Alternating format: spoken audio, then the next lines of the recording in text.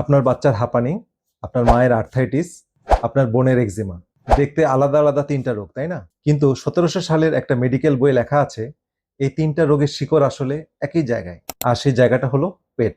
আপনি ভাবছেন হাঁপানি তো ফুসফুসের রোগ, এক্সিমা তো ত্বকের রোগ, আর্থ্রাইটিস তো জয়েন্টের রোগ, এদের সাথে পেটের কি সম্পর্ক? খুব ভালো প্রশ্ন।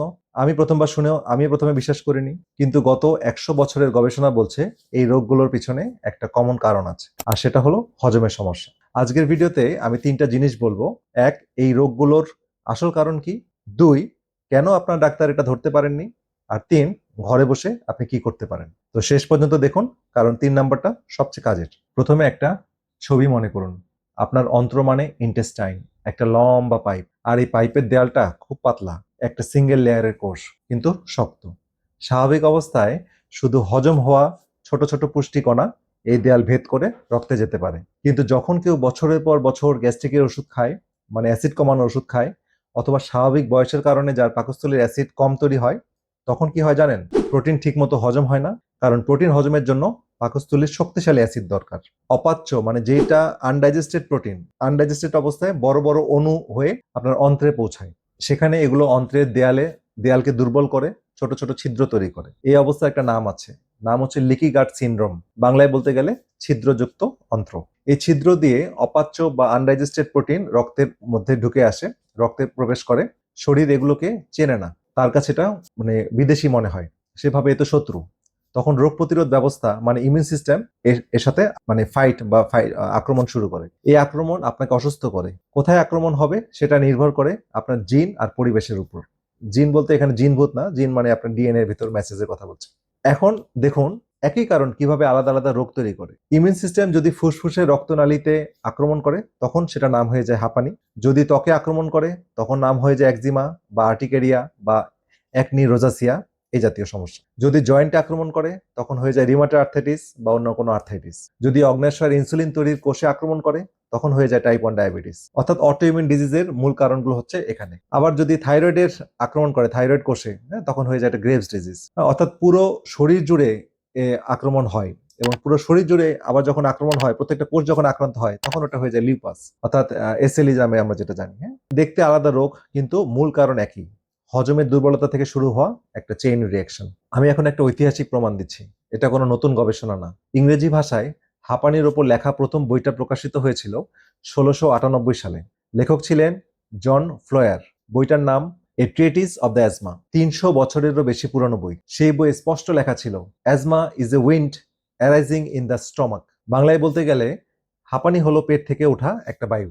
300 বছর আগে ডাক্তাররা জানতেন, কিন্তু আজকে ডাক্তাররা হাঁপানির রোগীকে কি দেন? শুধু ইনহেলার। 1860 সালে ব্রিটিশ মেডিকেল জার্নালে H.L. প্রিডহাম লিখেছিলেন, অপাচ্য খাবার থেকে যে বিষ তৈরি হয়, সেটাই রক্তে মিশে হাঁপানির দুর্দশা তৈরি করে। আধুনিক গবেষণাও একই কথা সমর্থন করছে। 22 জন রিউমাটয়েড আর্থ্রাইটিস রোগীর উপর একটা গবেষণা হয়েছিল। তাদের সবার ডায়েট থেকে অ্যালার্জির খাবার বাদ দেওয়া হয়। 20 জনের আর্থ্রাইটিস অনেক ইমপ্রুভ হয়ে গেল, মানে 91%। আর 19 জন নির্দিষ্ট খাবার শনাক্ত করতে পারে যেগুলো তাদের রোগ বাড়িয়ে দিচ্ছিল। এখন একটা সত্য ঘটনা বলি। আমেরিকার টাহোমা ক্লিনিকে একটা বাচ্চা আসতো, নাম ববি, 7 বছর বয়স। ভয়ানক হাঁপানিতে আক্রান্ত ছিল। গত 2 বছরে 5 বার হাসপাতালের ইমার্জেন্সিতে নিতে হয়েছে। ডাক্তার জোনাথন রাইট বাচ্চাটাকে দেখলেন। প্রথমে জিজ্ঞেস করলেন না ফুসফুস কেমন আছে, বরং বললেন ওর পেট পরীক্ষা করতে হবে। পরীক্ষায় দেখা গেল ববির পাকস্থলীর অ্যাসিড অনেক কম, আর ওর দুধেও অ্যালার্জি আছে। ডাক্তার শুধু একটা কাজ করলেন, দুধ আর দুগ্ধ জাতীয় খাবার পুরোপুরি বন্ধ করলেন, সাথে কিছু পুষ্টি সাপ্লিমেন্ট আর হজম শক্তি ফেরানোর চিকিৎসা। 3 মাসের মধ্যে ববির হাঁপানি প্রায় সেরে গেল, কোনো ইনহেলার লাগলো না। এই ক্লিনিকে আরেক বাচ্চা ভিনসেন্ট, একই চিকিৎসা একই ফল। প্রশ্ন হলো, আপনার ডাক্তার আপনার বাচ্চার পাকস্থলী পরীক্ষা করেছেন কখনো? কেন ডাক্তাররা ধরতে পারছেন না? আপনি বলবেন, ভাই এত পুরনো গবেষণা থাকলে আমার ডাক্তার জানে না কেন? কারণটা সহজ। আজকে চিকিৎসা বিজ্ঞান একটা স্পেশালিটি সিস্টেমে চলে। হাঁপানি হলে আপনি যাবেন পালমোলজিস্টের কাছে, ত্বকের সমস্যা হলে ডার্মাটোলজিস্টের কাছে, আর্থ্রাইটিস হলে রিউমাটোলজিস্টের কাছে।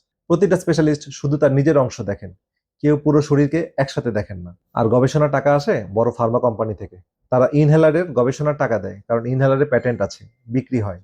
কিন্তু দুধ বন্ধ করুন এই উপদেশ কেউ কেউ দিবে না, কারণ এখানে কোনো টাকা নেই। ফলে এই তথ্যগুলো মেডিকেল জার্নালে অনেকটা চাপা পড়ে যায়। এবার সবচেয়ে গুরুত্বপূর্ণ প্রশ্ন, আপনি এখন কি করতে পারেন? প্রথমে একটা সতর্কতা, যদি আপনার বা আপনার পরিবারে কারো হাঁপানি, এক্সিমা, আর্থ্রাইটিস, লিউপাস বা কোনো অটোইমিউন রোগ থাকে, কোনো ওষুধ হঠাৎ করে বন্ধ করবেন না। বিশেষ করে ইনহেলার বা ব্যথার ওষুধ হঠাৎ করে বন্ধ করলে এটা কিন্তু আপনার সিমটম বা কষ্ট এত বাড়িয়ে দিতে পারে, এটা কিন্তু মারাত্মক লাইফ থ্রেটানিং সিচুয়েশন তৈরি করতে পারে। সুতরাং অবশ্যই এক্সপার্ট কোনো চিকিৎসকের তত্ত্বাবধানে বিষয়গুলো অনুসরণ করতে হবে। কিন্তু আপনি এই কাজগুলো করতে পারেন এখন। এক হচ্ছে আপনি একটা ফুড ডায়েরি কাছে রাখুন, একটা ডায়েরির মধ্যে আপনার কাছে রাখুন, যেটা 2 সপ্তাহ ধরে আপনি প্রতিদিন কি খাচ্ছেন আর কি কি লক্ষণ হচ্ছে সেগুলো লিখে রাখুন। নির্দিষ্ট একটা খাবারের পরে যদি কোনো লক্ষণ বাড়ে সেই খাবারটাকে লিখে রাখুন, সেটাই আপনার শত্রু। 2 হচ্ছে সবচেয়ে সাধারণ অ্যালার্জেন খাবারগুলো 3 সপ্তাহ বাদ দিয়ে দেখুন। কমনলি 3 সপ্তাহ বাদ দেন।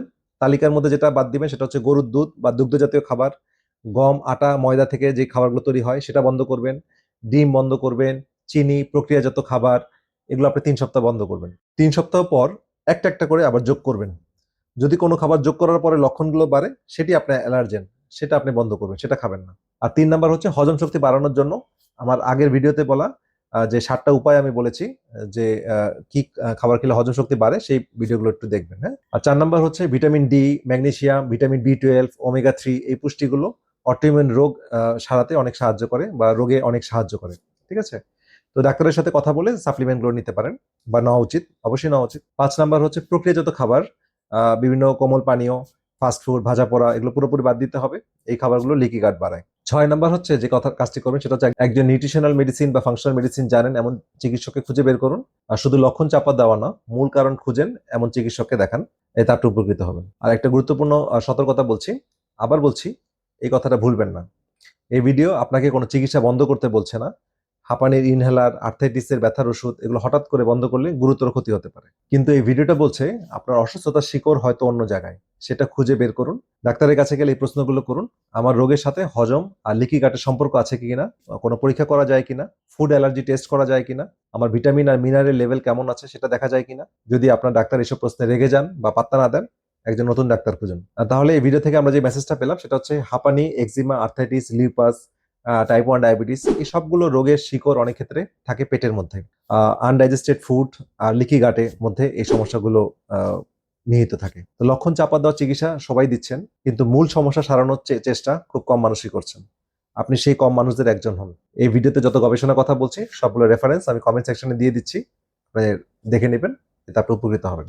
এখন আপনার কাছে 3টা অনুরোধ। এক হচ্ছে এই ভিডিওটি শেয়ার করুন, বিশেষ করে যাদের বাচ্চার হাঁপানি আছে, যাদের ত্বকে একজিমা আছে, বা যাদের আর্থাইটিস ব্যথায় ভুগছেন, যাদের থাইরয়েডের প্রবলেম আছে, এই ভিডিওগুলো তাদের জীবন বদলে দিতে পারে। আর 2 হচ্ছে কমেন্টে লিখুন আপনার বা আপনার পরিবারের কারো এই রোগগুলো আছে কিনা, আমি দেখতে চাই কতজন এই সমস্যায় ভুগছেন। 3 নাম্বার হচ্ছে এই পেজ ফলো করে রাখুন। সামনের ভিডিওতে আমি ডিটেইলে বলবো কিভাবে লিকি গাট সারাবেন, কোন কোন খাবার, কোন কোন সাপ্লিমেন্ট, কতদিন রেজাল্ট আসে, এই জাতীয় বিষয়গুলো ইনশাল্লাহ শেয়ার করবো। তো সেই ভিডিওগুলো মিস করবেন না। তো ভালো থাকেন, সুস্থ থাকেন, দেখা হবে পরবর্তী ভিডিওতে। আল্লাহ হাফিজ।